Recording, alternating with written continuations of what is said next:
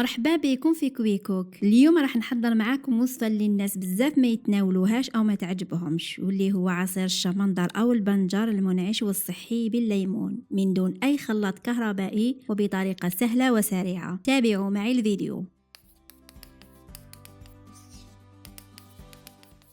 اول شيء راح نجيب 3 حبات متوسطة الحجم شمندر طازج، طبعا يكون مغسول من قبل. راح نقطع الاطراف تاعو بسكين، ومن بعد بقشوره راح نبشره في مبشرة كما راكم تشوفوا.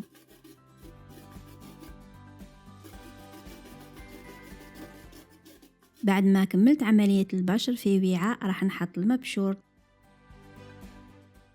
وراح نزيد نضيف ليمونة كما هكا. نجيب مبشرة ونبدا نبشر الليمون كما راكم تشوفوا. راح نبشر الليمونة تاعي غير الطبقة العلوية من دون ان نلمس الطبقة البيضاء اللي راح تجيب لنا المرورية من بعد. بعدها راح نقسم الليمونة الى نصفين بواسطة سكين، ونبدا نعصر مليح العصير تاعها بيدي كما راكم تشوفوا.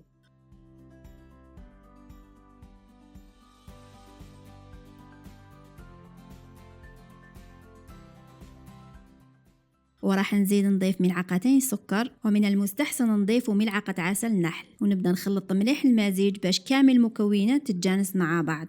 هنا السكر حسب الرغبة، تقدروا تضيفوا ملعقة واحدة كما تقدروا تستغناو عليه كامل. من بعد راح نغلقوه بورق شفاف او غطاء عادي ونخليه مدة 10 دقائق باش يخرج كل العصارة ديالو. هنايا بعد ما ارتاح راح ننزع ورق الشفاف، وكما راكم تشوفوها ولك خرج كل العصارة ديالو اللي فيه.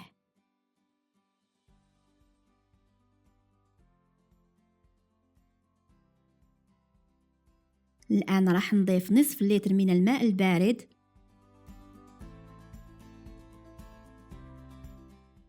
ونبدأ نحرك مليح.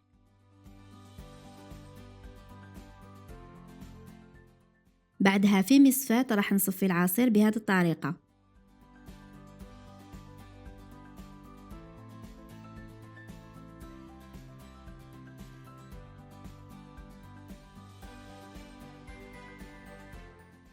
شوفوا الآن حتى مبشور الشمندر راح نحطه في المصفاة ونبدأ نعصره مليح بالملعقة.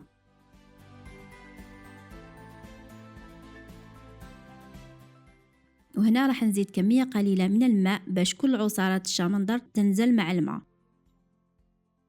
وبواسطة ملعقة نحاول نحبط كل ما تبقى من الشمندر كما تلاحظون. وهنا كمية الماء والشمندر حسب الرغبة، تحبوا العصير يجيكم ثقيل ضيفوا كمية قليلة. أنا هنا كما راكم تشوفوا تحصلت على عصير خفيف شوية لكن منعش ومذاقه بنين وصحي.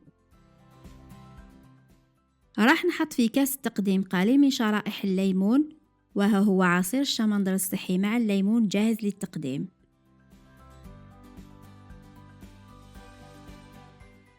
يقدم طازج، ومن المستحسن تناوله في الصباح، مليح للأطفال والأشخاص الأمراض بفقر الدم وحتى للجمال البشرة.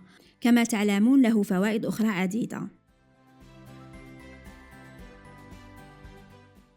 أتمنى أنكم استمتعتم بمشاهدة الفيديو. إذا كنت أول مرة تشوف الفيديو ما تنساش دير لايك والاشتراك في القناة باش يوصل لك كل ما هو جديد، وانتظروني مع وصفات أخرى.